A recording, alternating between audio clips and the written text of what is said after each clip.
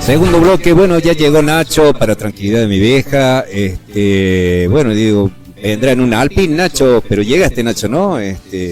Como Franco Colapinto, digo, va a llegar bien en un Alpine. Último, pero llego. Bien, Nacho, bien, pero lo importante es llegar. Sí, no importa cómo, hay que llegar. Hay que llegar, ¿no? Está más difícil el Alpine que llegue a fin de mes, pero... Sí, hay que llegar, ¿no? Hay que llegar. Semana muy de muchas noticias, ¿no? A nivel nacional, muchas noticias que preocupan. Una semana nacional crónica de un gobierno en descomposición, ¿no, Nacho? Sí. El rey está desnudo, gritaba el niño en el cuento de Hans Christian Andersen. Ajá. El cuento era el nuevo traje del rey. El nuevo traje del rey. ¿Qué contaba ese cuento para niños? Contaba la historia de dos estafadores que se habían ido a verlo al rey y le habían ofrecido algo único. Un saco, un traje maravilloso, hermoso. Que solo, pero tenía una característica ese saco, ¿no? Uh-huh. Solo lo podían ver las personas muy inteligentes. Ah, la flauta. Las personas con una mente elevada, con una categoría muy reluciente, podían apreciar las virtudes de ese traje. El rey dijo, yo lo quiero, mándenmelo, por favor póngame ese saco, el traje que tenía, se quedó desnudo y los dos estafadores abrieron el bolso, la valija donde traían hicieron como que sacaban un traje que sí. El rey no lo veía, la verdad que el rey estaba ahí diciendo, ¿qué me están por poner? No veía nada, pero no iba a decir nada el rey que no veía el traje, que solo podían ver los inteligentes, los sabios, claro. Los iluminados. Estamos lejos de ahí, nosotros verlo, Nacho. Claro, cuando terminan de ponérselo, le preguntan los dos estafadores, estos que venían con el saco, el traje invisible, le dice, ¿qué le parece, rey? Dice, hermoso, dice el rey. Ah, la flauta. Fabuloso, nunca vi una tela como esta, claro, un diseño tan exquisito, una calidad tan alta. La verdad que estoy muy contento. Y se da vuelta y los empieza a mostrárselo al resto de la corte. Eso, claro. Viste que siempre hay los chupamedia que andan atrás del rey, siguiéndolo, lo adulan. Bueno, y que le pregunta, ¿qué tal le parece el nuevo traje? Y los pavos veían que estaba desnudo, pero sí. Nadie le quería decir nada, entonces le decían, bellísimo, o sea, su majestad, bellísimo ese traje, digno de un emperador, dice. Claro. El rey entusiasmado sale a la calle con ese traje que nadie lo veía. No lo veía, solamente tenía que ser inteligente. Claro, los inteligentes lo veían. Sale a la calle cuando ve la gente lo miraba al rey diciendo, ¿qué pasa? Y ¿qué le pasa al rey que sale de esa forma? Hasta que un chico grita, viste que los chicos son inocentes, sí. La verdad, los chicos dicen la verdad, dice, está desnudo, el rey está desnudo. Bueno, en política, la frase el rey está desnudo sirve para graficar cuando hay una verdad evidente, una verdad que todos vemos, pero se niega, se trata de ocultar. Y parece que el pasado 7 de agosto, el pueblo de la provincia de Buenos Aires le gritó a Milei, Milei está desnudo. Sí. Que en realidad Milei no sabe nada de economía, no es un experto en crecimiento con o sin dinero, que el programa de gobierno no sirve para nada, que Caputo, Santiago Bausili, Diego Pasos, el denominado equipo económico, la verdad son todos unos estafadores, que le vendieron a Milei un programa donde trataron de convencer, y convencieron a mucha gente durante este último año y medio, de que la salida era el programa de ajuste en el cual nosotros teníamos que sufrir la pérdida de nuestros derechos, la pérdida de nuestras conquistas, porque al final del camino iba a estar la salvación de un mundo sin Estado. Fueron la elección del 7 de agosto la que planteó este principio diría él, principio de revelación, y de ahí en más, semana tras semana, el gobierno de Milei se transformó en un meme, queriendo todas las semanas tratar de volver a convencer a la gente de que el mundo está bien, de que sus ideas son las correctas, y esto pasó a principio de semana cuando a través de una cadena nacional Javier Milei, el presidente, presentó el presupuesto 2026. ¿Y por qué digo que es un gran dibujo? A ver, los presupuestos los presupuestos nacionales, el proyecto de ley de presupuesto, siempre tienen un margen de previsibilidad, digamos, es lo que uno supone que va a pasar, por eso se llama el presupuesto, que va a pasar el año que viene. Ahí estamos viendo Milei, que ya no habla más con los ministros al lado, sino que tuvo solo al lado de los dos en medio de los dos granaderos. Ni la hermana está, ¿no? No, la hermana tiene bastante escondida. Decía que era un gran dibujo. ¿Por qué? Porque si bien todos los presupuestos tienen algunas exageraciones o alguna creatividad contable, como dicen algunos, parece que se fue de mambo, como dicen los pibes. Porque si uno la empezaba a ver, lo primero que veía, que Milei parecía que hacía un presupuesto del año que viene, hacía un presupuesto del año que pasó. Claro. Porque ¿cuánto estaba el dólar? Según en el 2026, ¿cuánto va a estar el dólar de Milei? 1.375 pesos. Entonces la gente preguntaba, ¿el año que viene? Pero el año que viene va a estar de eso, porque yo no le creo. Cuando lo estaba diciendo, el dólar estaba a 1.480. Y ayer estuvo arriba de la banda, 1.485, y tuvo que salir el Banco Central a vender dólares para poder contener el precio del dólar. Y bueno, Nacho, lo único que le falta que diga es que si no llega a estar a ese precio que dijo que va a estar el dólar en el 2026, que se corte un brazo. No, pobrecito, no, la verdad que qué verso, ¿no? No, 28 veces, porque uno dice, ¿a quién quiere convencer de esto? Digamos, la gente ya le grita, no le cree la gente, no le cree el pueblo bonaerense, no le creen los mercados, no le creen los adversarios, no le creen los propios, no le creen los aliados, no le cree nadie. Después vamos a ver cómo fue en el Congreso después de esto.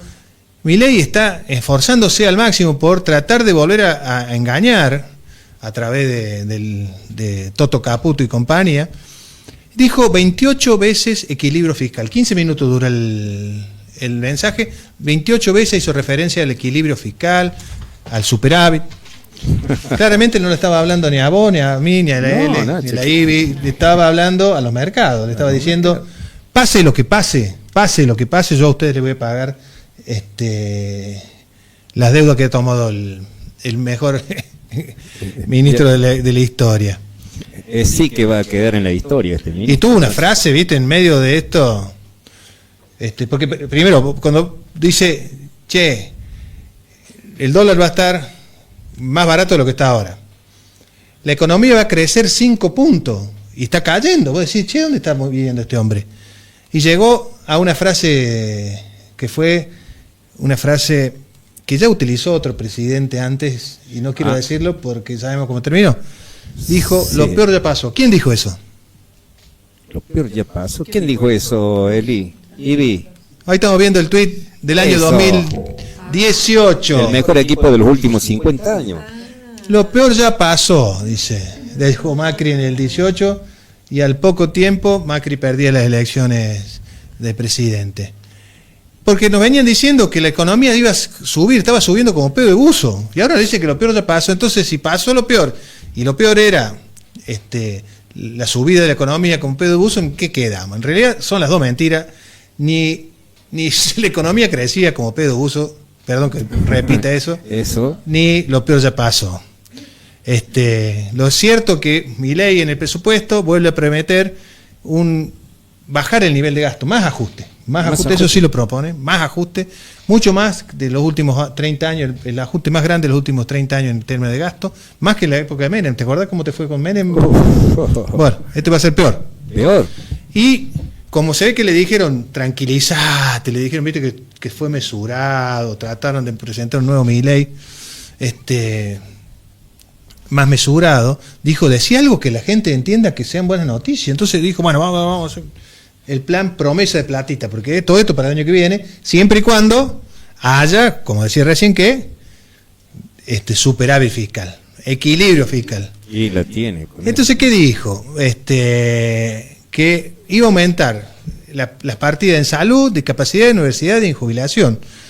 Todo biribiri. ¿Por qué? Del propio presupuesto surge, primero que cuando dicen que van a aumentar la partida de discapacidad, en materia de discapacidad, un 5%, del mismo presupuesto te dicen que, teniendo en cuenta las cantidades de prestaciones por discapacidad que hay hoy, esperan recortar 150.000 pensiones no contributivas por discapacidad. Por lo tanto, si bien puede haber un aumento de la cantidad de plata que se va a destinar a eso, va a haber menos cantidad de beneficiarios.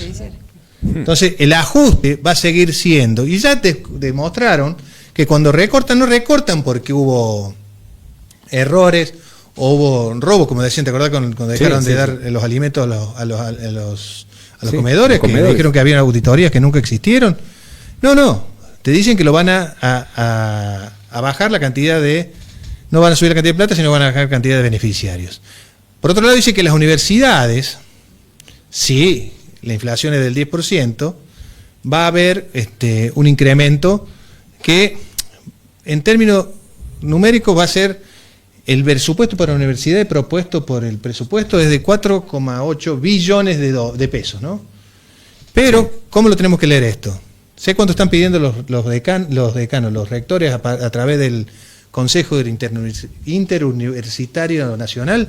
¿Cuánto, Nacho? 7,3 millones. O sea, aún con el 4,8, que si es que no hay déficit, que si es que la economía crece, si es todo lo que pasa, va a estar casi 3.000 billones, ya no sabemos cómo decirlo, billones de pesos por debajo de lo que están pidiendo hoy.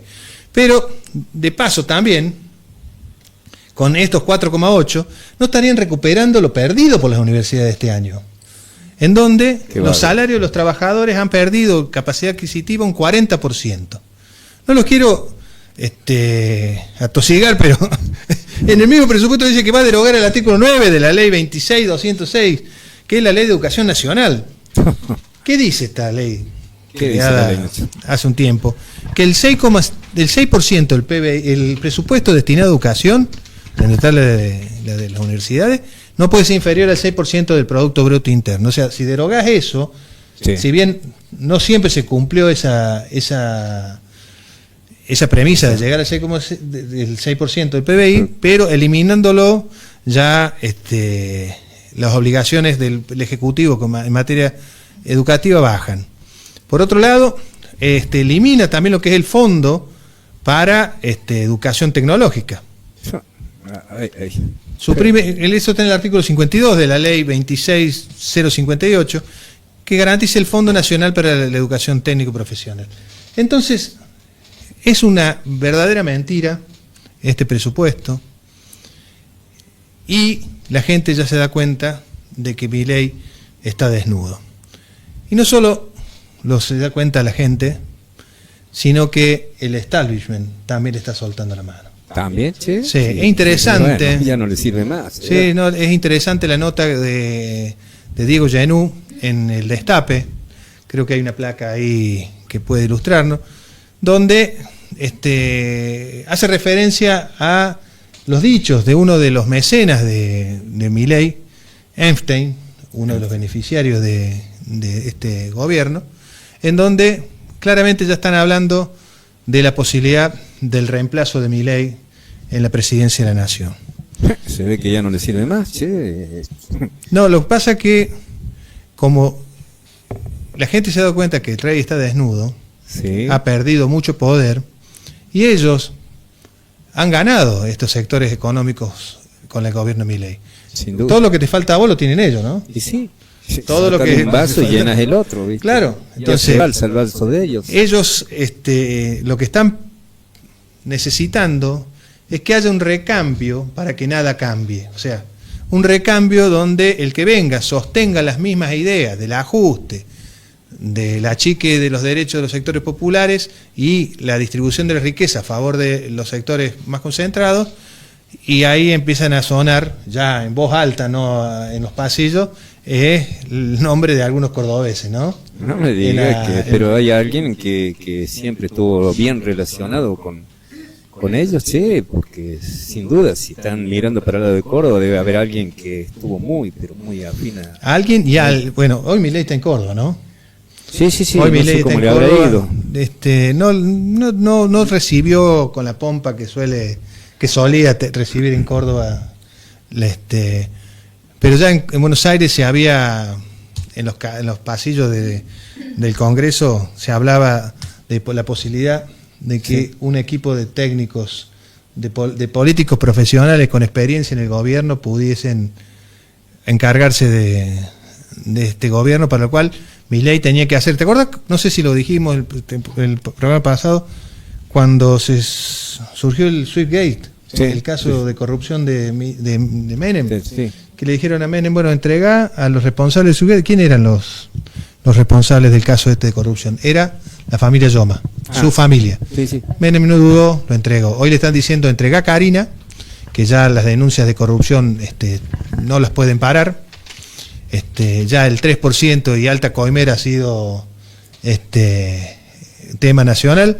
Y ya Mago, Nacho dijo, tocan a mi hermana y yo renuncio. Bueno, teniendo en cuenta la personalidad de Milei, no debe estar muy lejos esta idea de que me voy, total yo voy a ser el que no dejaron gobernar. Por eso lo importante para nosotros, así como decimos que este programa de gobierno, ¿no? Programa económico de fuga, endeudamiento y fuga nos perjudica a los sectores populares, tenemos que saber que no solo alcanza con cambiar el gobierno, sino que no vamos a ganar nada si después de este gobierno viene otro con las mismas ideas.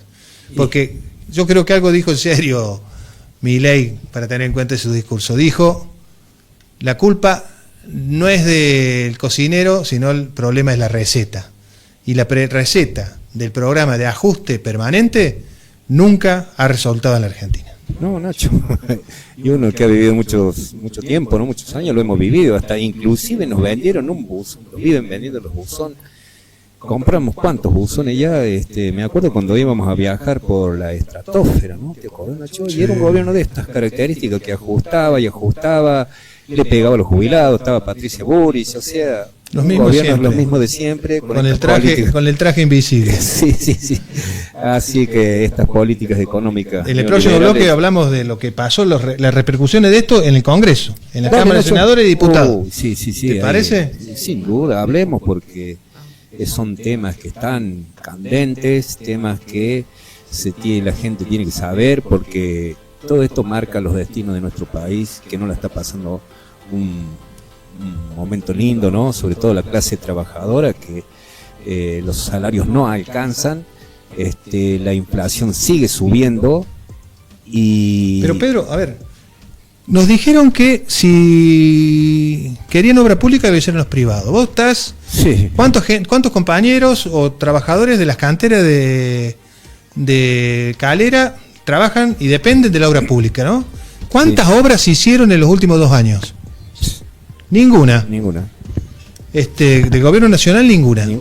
Y eso hizo que vos tenés fresco, porque van todos los días ahí a la calle Vélez Sarsfield los trabajadores de las canteras y te dicen, de la cantidad de camiones que había antes, ¿cuántos camiones están saliendo con...? Están saliendo el 30% de lo que salían en la época de otros gobiernos, de no estas políticas, el gobierno de Néstor Kirchner, pero ni hablemos, salían 200 camiones por día.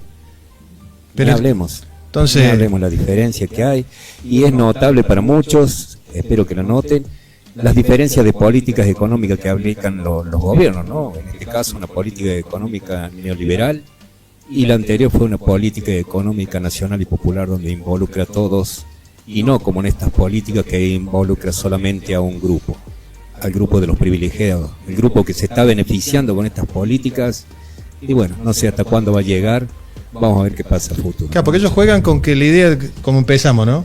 Sí. Solo los inteligentes la ven. Solo los inteligentes ven el traje tan hermoso del rey. Nosotros los laburantes, los que andamos por la calle, no podemos opinar porque no sabemos. Entonces le decimos, qué bien, ¿cómo sabe? Pero lo real y cierto es que cada vez nos va peor. Bueno, continuaremos en el próximo bloque. Hay noticias a nivel local, así que y a nivel provincial, y hay noticias para hacer dulce, ¿no? Nos vemos en el próximo bloque.